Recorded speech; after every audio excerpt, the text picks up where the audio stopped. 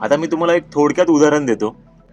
मला वाटतं चायना का जपान, मला वाटतं जपानमध्येच एक मुलगी होती आणि तिचं लास्ट इयर होतं आणि ती अशा ठिकाणी राहत होती ना, तिथं रेल्वे प्रवासी म्हणजे ती एकटीच. ती ज्या ठिकाणी राहत होती ना, तर तिकडे तिच्या घराच्या जवळपास रेल्वे स्टेशन होतं आणि ती त्या रेल्वे स्टेशनमधून दररोज ट्रेननी प्रवास करत होती तिच्या कॉलेजला. आणि त्या ठिकाणाचं जे काही रेल्वे प्रशासन होतं, त्यांना त्या ठिकाणाचं जे रेल्वे स्टेशन होतं ते बंद करायचं होतं. कारण तिकडे जे प्रवासी वर्ग होता हा बऱ्यापैकी नव्हताच. ही एकटीच मुलगी होती जी तिथून प्रवास करत होती. पण जेव्हा रेल्वे प्रशासनाला जेव्हा कळालं तिथे एक मुलगी आहे आणि ती लास्ट इयर आहे तिचं आणि ती तिथून रोज ट्रेननी प्रवास करते, तर अशा वेळेस त्या प्रशासनाने तर तिचं लास्ट इयर कंप्लीट होईस तोपर्यंत ते रेल्वे स्टेशन आहे ते तसंच चालू ठेवलं. आणि जेव्हा तिचं लास्ट इयर कंप्लीट झालं त्यानंतर ते रेल्वे स्टेशन बंद करण्यात आलं.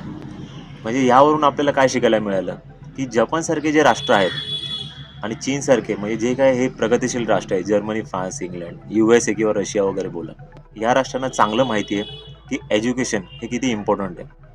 आणि त्यामुळे मित्रांनो आज जपान सगळ्यात टेक्नॉलॉजिकली ॲडव्हान्स राष्ट्र आहे. तर तुम्हाला जपानबद्दल थोडं माहितीच असेल. 1945 मध्ये हिरोशिमा नागासाकी म्हणजे अणुबॉम्ब वगैरे या ज्या गोष्टी घडल्या होत्या, तरी पण त्या गोष्टींमधून जपान सावरला का? कारण की तेव्हा त्यांना कळालं की बाबा एज्युकेशन म्हणजे काय.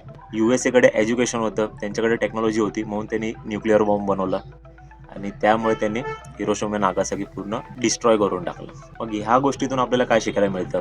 म्हणजे याचा अर्थ आपल्याला काय अणुबॉम्ब वगैरे या गोष्टी बनवायच्या नाही आहेत. आपल्याला फक्त आपली जी एज्युकेशन सिस्टम आहे ती आपल्याला जपायची.